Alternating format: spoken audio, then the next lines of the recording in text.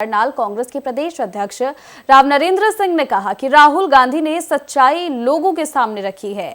हरियाणा के साथ पूरे देश के लोग सब आश्चर्यचकित हैं। उन्होंने कहा, वोट चोर गद्दी छोड़ को लेकर आज करनाल में एक प्रदर्शन है, जिसके बाद ज्ञापन सौंपा जाएगा।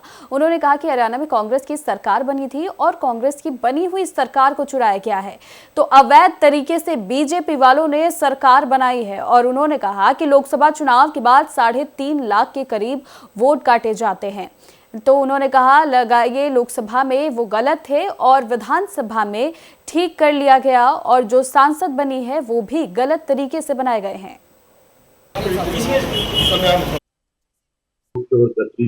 छोड़ का आप आरोप लगा रहे हैं और पूरे प्रदेश से प्रदर्शन होगा, करनाल की शुरुआत।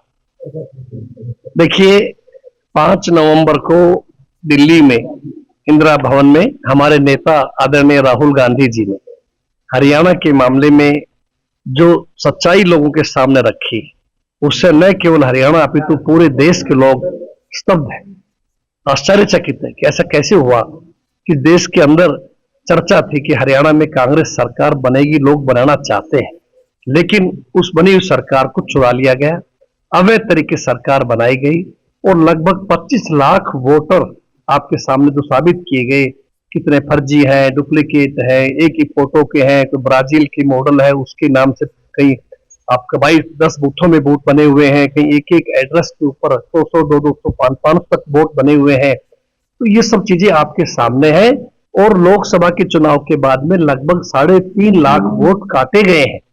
तो आप देखिए, इसका मतलब लोकसभा में जो वोट थे वो गलत थे और विधानसभा में उन्होंने ठीक कर लिए। तो वो जो एमपी उनकी पार्टी के बने हुए, क्या वो अवैध तरीके से बनाए गए? करनाल के आपके सामने उदाहरण है। क्या खट्टर साहब जीते थे वो गलत वोटों जीते थे? तो ऐसा नहीं है, जो आरोप लगे हैं वो आरोप में सच्चाई है।